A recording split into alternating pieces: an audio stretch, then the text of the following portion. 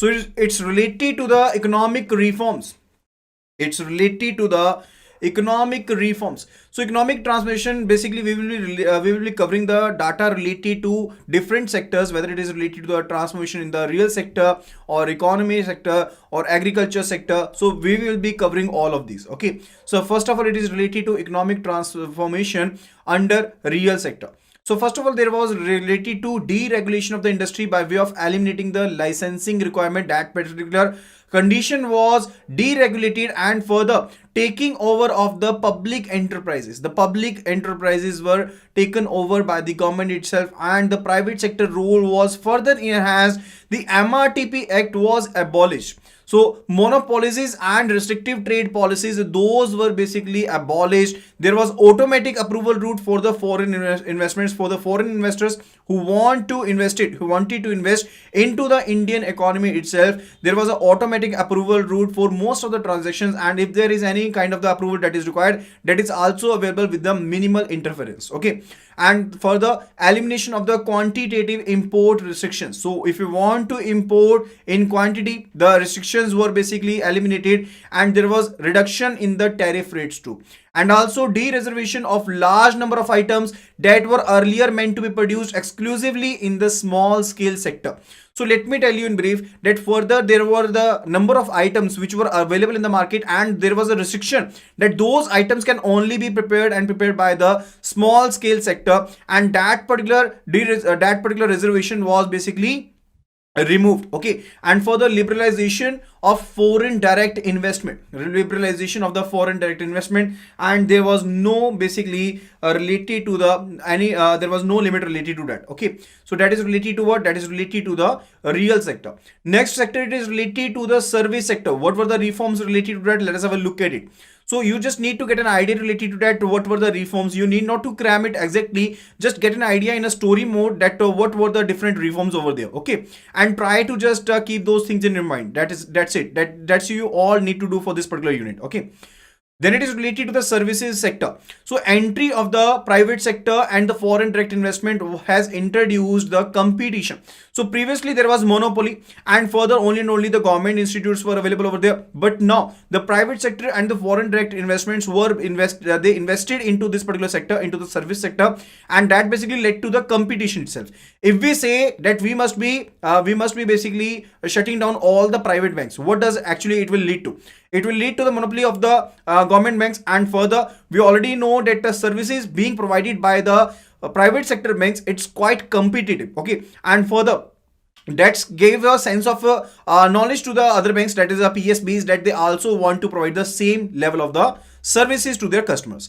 Further, it is related to liberalization of the financial sector with entry of private sector in the areas, and policy initiatives with regard to information technology led to surge in the growth of the service sector. So there was two reasons beyond related to the we can say growth in the service sector. That was related to, first of all, it was related to that the private sector was is now the main party in the service sector, and secondly it is related to that informational technology is now being used in the service sector. That basically led to that there is a huge growth in the service sector.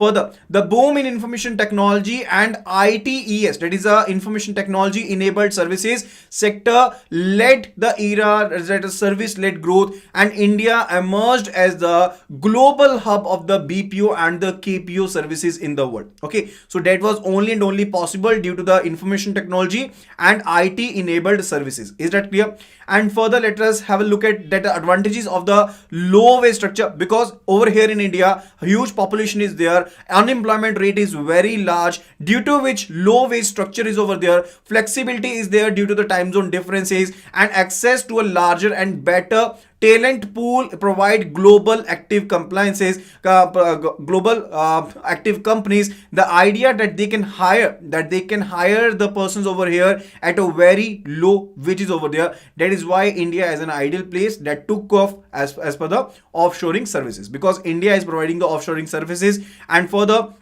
the services are being provided by the persons over here in India, because those are available at the very low wages. Okay, Second, it is related to the India IT or ITES, that is the Information Technology Enabled Services industry, has contributed significantly to the Indian economic growth in terms of GDP.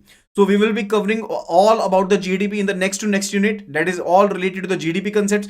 So India basically the service sector contributed significantly into the GDP in the foreign exchange earnings and further related to the employment generations. Is that clear? Okay. Further, it is related to agricultural sector reforms. Agriculture sector reforms. Now we know that agriculture sector reform, if we look at that particular factor, I already told in the previous video that also the 64% of the population, 64% of the population is employed in agriculture. It's employed in agriculture. Rather, the part related to the agriculture, it's only 17% share in the GDP. Okay. So measures relating to free movement of the agriculture community, there should not be no restrictions. And for the APMC Act, that is the Agriculture Produce and Market Committee, permitting the farmers to bypass the mandatory requirement of sale in the regulated market. So previously it was required by the farmers that they will be selling their crops into the regulated market only. But now APMC is now what? APMC is now removed. Okay, so APMC Act is not basically not removed. It is basically a way that the farmers are bypassing the criteria that they are to sell their crops into the regulated market only. So now that criteria is not to be fulfilled by the farmers due to the APMC Act. Further, relaxation of restrictions under Essential Commodity Act. So relaxation of restrictions under the Essential Commodity Act, it is not now required. It is not now required that they are to produce only and only the same crop. So there is some relaxation related to it. And for the introduction of the future trading, we have already learned related to the different derivatives such as the futures, options. Now they can do trade the commodities in the future trading also. That basically the futures can be used for the speculation purposes and also to get the best prices for their produce itself. Further, banks extend credit to the farmers against warehouse receipts.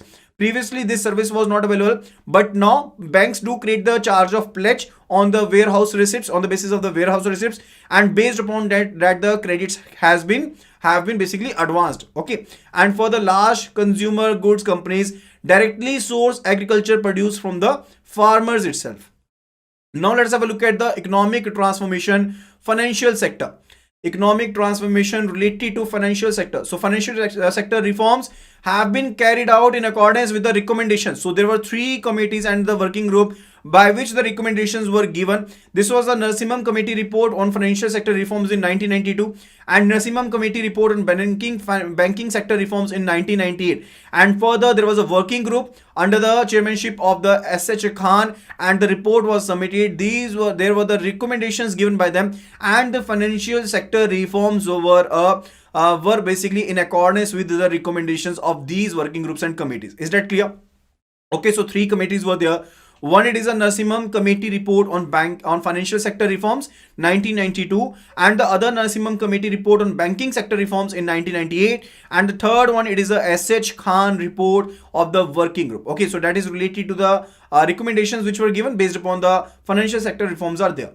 So first of all, let us have a look at the money market. Now, what is money market? Money market is a market where the bank basically borrow the amount or lend the amount for the very short purposes under the interbank market scenario. So it's related to the interbank market scenario. So call money, notice money, term money, all are related to money market. So there are reforms which are aimed at providing avenues for the market players to deploy or access to short-term funds. So all the funds related to the money market are maturing within a period of a maximum up to 1 year.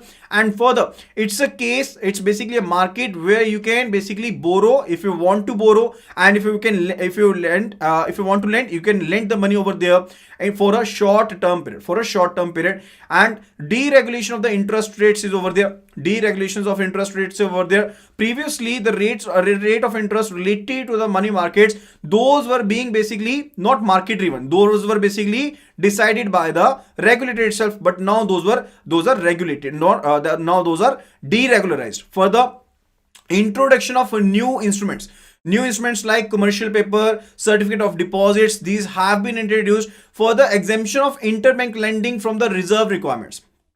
So if you have basically lent the money from the interbank market, in that case you need not to maintain the reserves based upon that particular money. And further, introduction of the screen based trading, whether it is a capital market, whether it is a money market. Now there is a screen based trading over there for the rupee derivatives such as the interest rate swaps, forward rate agreements. These are now the hybrid instruments, the derivative instruments which are available over there, which can be used for the hedging purposes, and also they can be used for the speculation purposes. Is that clear?